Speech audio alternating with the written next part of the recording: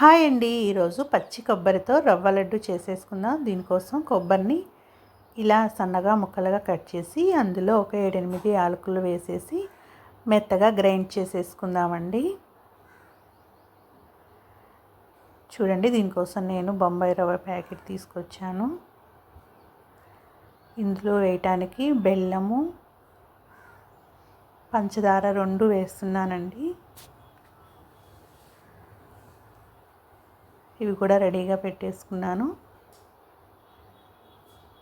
ఇప్పుడు మనం ముందుగా కొబ్బరిని మిక్సీ చేసేసుకుందాం. చూడండి, ఇలా మెత్తగా గ్రైండ్ చేసేసుకోవాలి.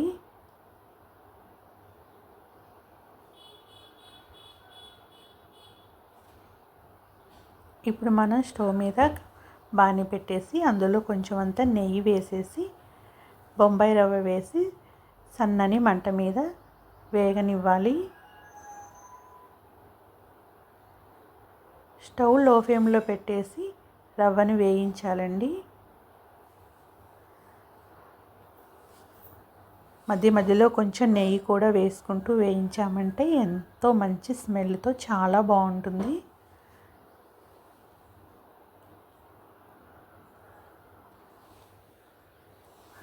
మీలో రవ్వ లడ్డు ఎంతమందికి ఇష్టమో నాకు కామెంట్ చేయండి ఫ్రెండ్స్.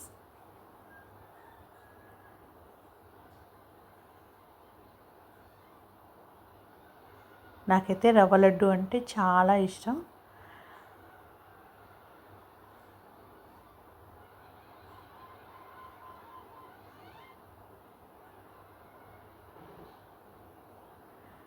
చూడండి, ఇలా లో ఫ్లేమ్లో పెట్టేసి రవ్వని మొత్తం ఇలా కలుపుతూ ఉండాలండి, లేదంటే అడుగంటిపోతుంది.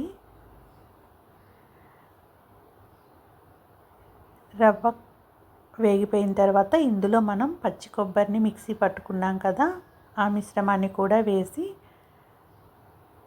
ఒక 3-4 నిమిషాలు వేగనివ్వాలి. చూడండి, ఇలా కొబ్బరి కూడా మొత్తం రవ్వలో కలిసేలాగా కలుపుతూ వేగనివ్వాలండి.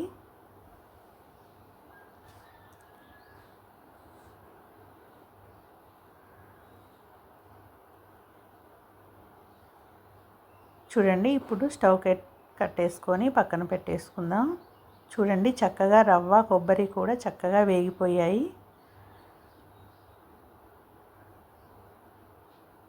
చాలా ఈజీ ప్రాసెస్ అండి, చాలా ఈజీగా చేసేసుకోవచ్చు. మనకి రవ్వ లడ్డు చేసినప్పుడు వేడివేడిగా ఉన్నప్పుడే రవ్వని లడ్డూల్లాగా చుట్టేస్తుంటారు. అలా అవసరం లేదండి. మనం పాకం పట్టుకునే దాన్ని బట్టి చల్లారిపోయిన తర్వాత కూడా లడ్డూలు చుట్టేసుకోవచ్చు. చూడండి, నేను బెల్లము పంచదార 2 తీసుకుంటున్నాను. వీటిల్లో కొంచెం అంతా వాటర్ పోసేసి స్టవ్ మీద పెట్టేసి పాకం పట్టేసుకుందాం. దీనికి పెద్ద పాకం కూడా అవసరం లేదండి. జస్ట్ కొంచెం మన వేళ్ళతోని ఇలా టచ్ చేసి 2 వేళ్ళని ఇలా అన్నప్పుడు కొంచెం అతుకుతూ కొంచెం తీగలాగా వస్తే సరిపోతుందండి.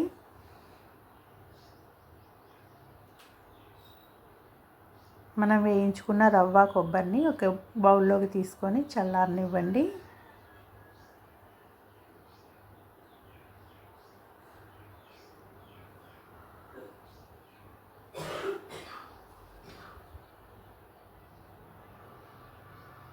చూడండి, బెల్లము పంచదార కూడా చక్కగా కరిగిపోతున్నాయి.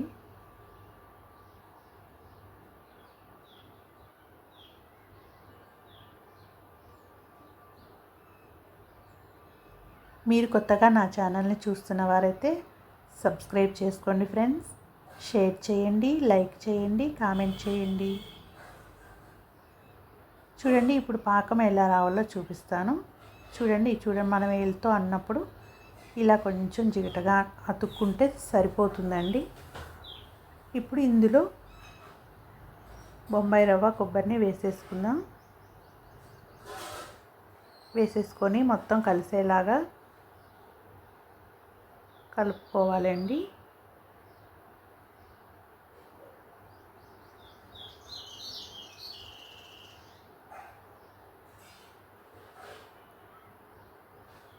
చూడండి, మొత్తం చక్కగా కలిసిపోయింది. ఇప్పుడు మనం స్టవ్ కట్టేసుకుందాం. దీన్ని మనం రవ్వ లడ్డూల్లాగానే కాకుండా ఒక ప్లేట్లో నెయ్యి రాసేసి ఈ పాకాన్ని పోసేసి బిళ్ళల్లాగా కూడా కోసుకోవచ్చండి. మీకు ఎలా ఇష్టమైతే అలా చేసేసుకోవచ్చు.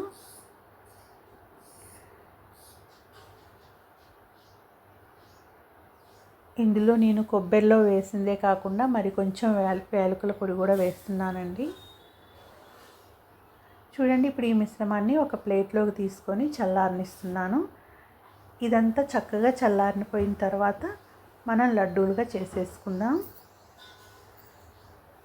మీకు లడ్డూలుగా అవసరం లేదు, బిళ్ళలుగా కావాలన్నా కూడా ఇలా ప్లేట్లోనే చక్కగా చాకు తీసేసుకొని మీకు ఏ ఆకారంలో కావాలంటే అలా కట్ చేసుకోవచ్చండి. చూడండి, నేనైతే కొంచెం పుట్నాల పప్పు కూడా వేశాను. పుట్నాల పప్పుని కొంచెం వేడి చేసి ఆ ప్లేట్లో పోసిన తర్వాత ఆ పాకంలో వేసేసి కలిపేసి ఇలా లడ్డూలుగా చుట్టేసుకున్నానండి. చూడండి ఎంత సూపర్గా వచ్చాయో.